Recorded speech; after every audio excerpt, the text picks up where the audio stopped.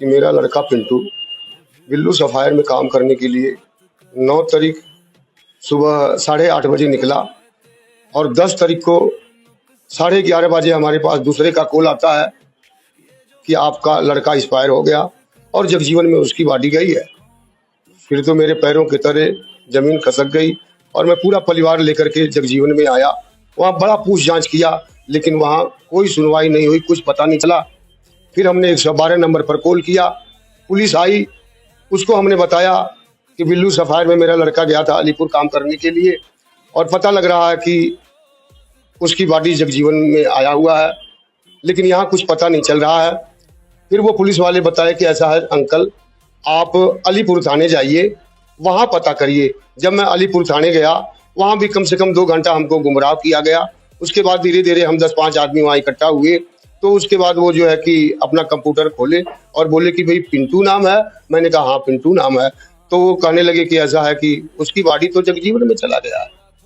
Sir वहाँ हम रोने पगलाने लगे कि मेरा 34 साल का लड़का है और एक 4 साल की बच्ची है, उसके साथ कैसे क्या हुआ, कैसे मरा। लेकिन वहाँ पुलिस वाले ने कहने लगा कि ऐसा है कि मैं कुछ नहीं बता सकता, जब रिपोर्ट आएगा उसमें आप देख लेना। फिर उसके बाद जो है कि हमको घर भेज दिया। ये बिल्लू सफायर के मालिक अमित सिंघानी, कैटर्स प्रमोद मोगा और ठेकेदार पंचा, ये मेरे लड़के की हत्या की है, मेरे को जहाँ तक शंका है। तो और पुलिस भी उनसे जो है कि लीपापोती कर रही है। तो इसलिए हम दिल्ली के मुख्यमंत्री रेखा गुप्ता जी और प्रधानमंत्री नरेंद्र मोदी जी और पुलिस कमिश्नर दिल्ली से मांग करता हूं कि उचित न्याय हमारे लड़के के साथ किया जाए, बिल्लू सफायर को सील किया जाए ताकि दोषियों के खिलाफ कड़ी से कड़ी जो है कि क्या नाम है कार्रवाई की जाए। हमारा बच्चा को इंसाफ चाहिए। हमारा बच्चा चला गया जमाना, हमारा बच्चा उसी चक्कर में मैं बीमार पड़ी हूँ। कब की घटना है ये? हमारा बच्चा 9 मार्च के गया था। हम इस मैटर के ऊपर SHO साहब से मिले, ACP साहब से मिले, DCP साहब से मिले, कमिश्नर साहब के यहाँ करेंगे। तो उन्होंने बोला कि 2 दिन का हमको टाइम दीजिए, हम इनके लिए बात करते हैं।